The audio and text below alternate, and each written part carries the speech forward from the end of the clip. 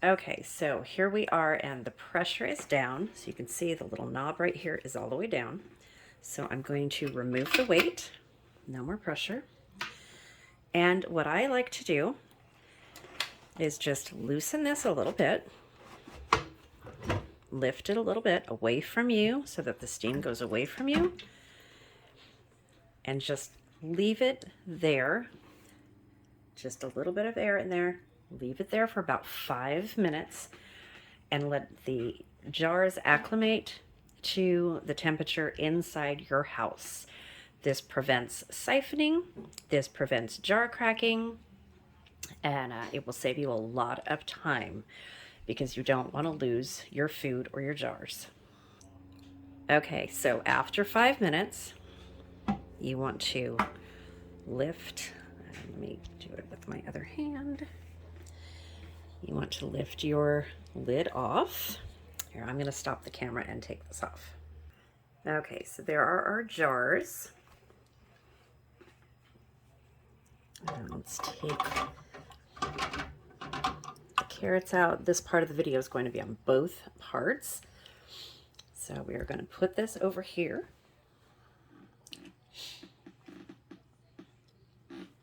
And you can see that it's still bubbling. This still bubbling in there. And you leave it sit there for 5 minutes to prevent the drastic temperature change so that no siphoning occurs, because you can get siphoning even after the jars are done processing. So you want to be very, very careful. So let's take the rest of these jars out. Okay, you guys, so there you have it. I have 2 jars of green beans and 3 jars of carrots.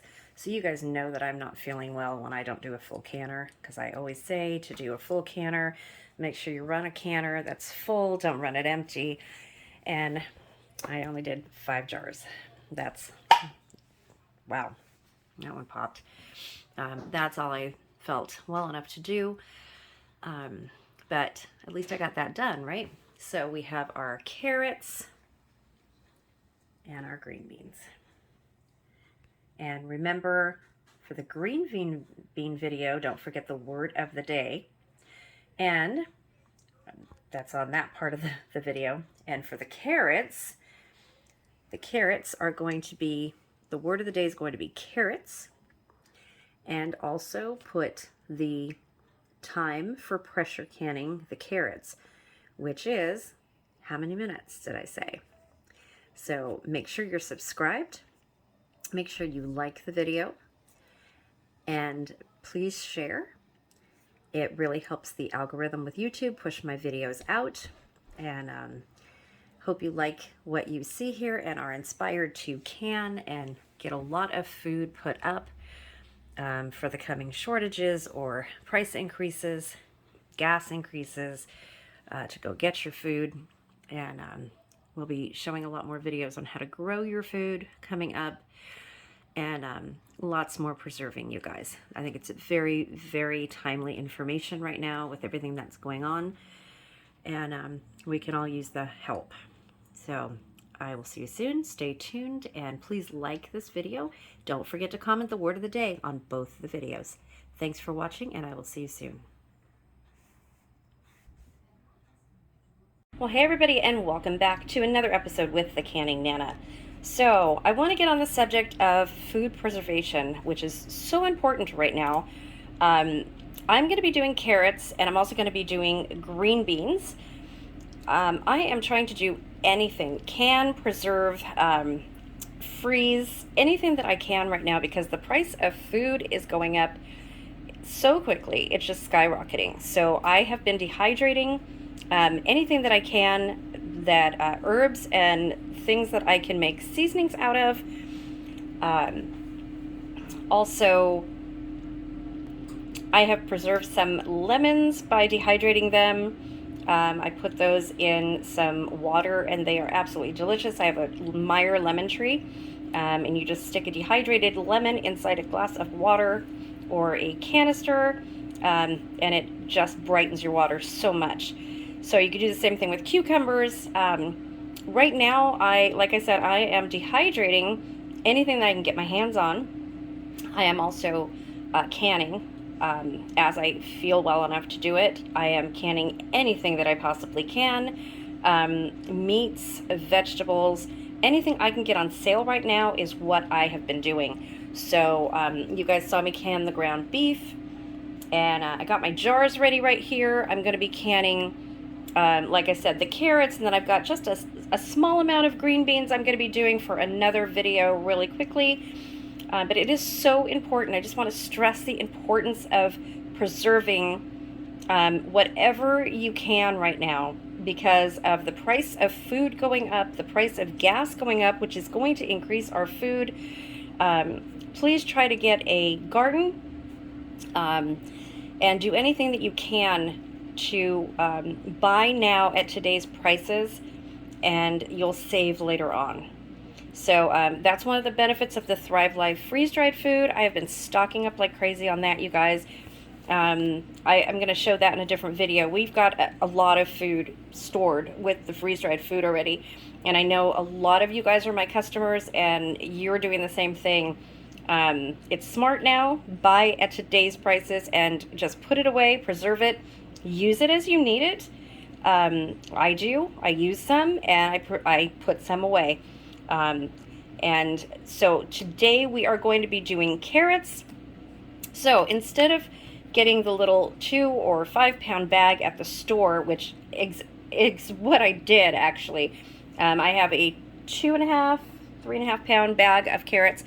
So I'm going to be doing a lot of carrots. And if you go into your store, if you have a big box grocer, sometimes you can get those big bags. I think they're 25 pound bags of carrots, and they're only $5, you guys. There is nothing wrong with those carrots. They are perfectly cannable. They sell them to be juiced. So the only difference with those carrots and these carrots, which I've already peeled and washed, are that sometimes they're seconds. So they're not pretty enough to be put into the little packages, or they're not, they're kind of bent or misshapen or something like that, but they are perfectly fine for canning. So to save money, go and get those big 25 pound bags for $5 and can carrots that way. And this way you're canning a lot of carrots. 25 pounds of carrots, that's enough for me and my husband for an entire year. Even if I put them in soups or stews or whatever, it should still be enough for pretty much a whole year. We don't go through a whole lot of carrots, but it is a good vegetable to have. And with the price of food going up, you want to can whatever you can. So whatever you're able to get.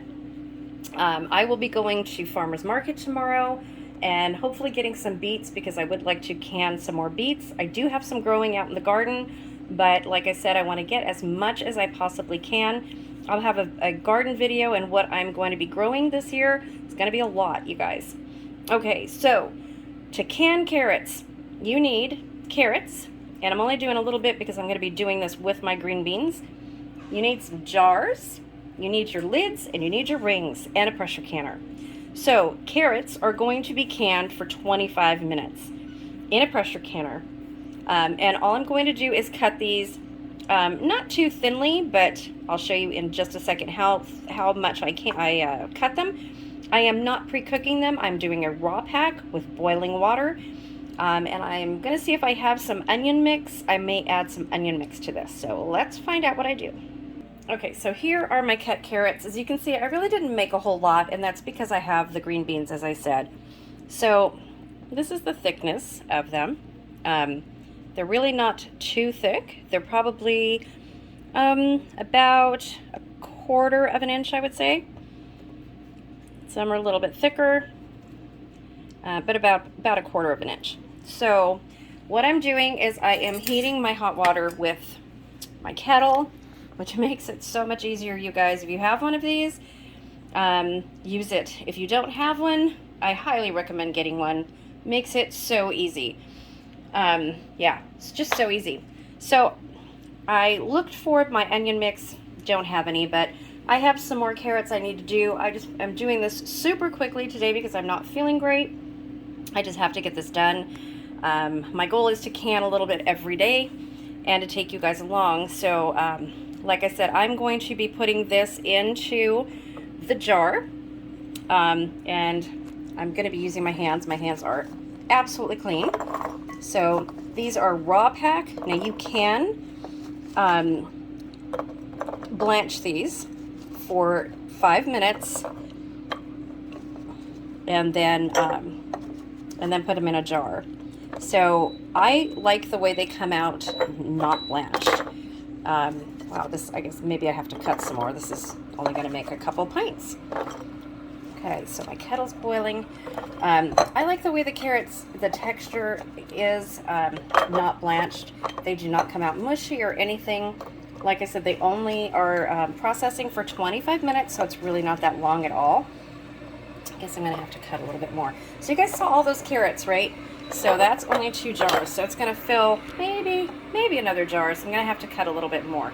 So I will be right back and I'll show you how I add the water right here, and then we'll put them in the canner. Okay, so we have 3 jars, 3 pints of carrots. Water is boiling and it just turned off. Have my debubbler ready right here, and want to remind you guys that I do have these for sale. They are in my Etsy store, or you can buy them directly from me. In my Etsy store is Diane Designs. It is in the link below, or just email me. They are $6 direct plus shipping, which is about $3.80. It depends on where it goes, but that's about what it is.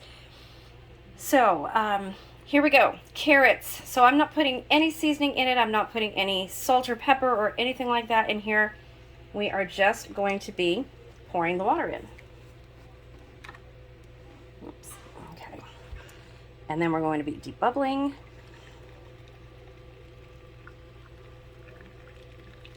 Okay. Now, like I said, I do have more carrots. I'm just going to show you guys these 3.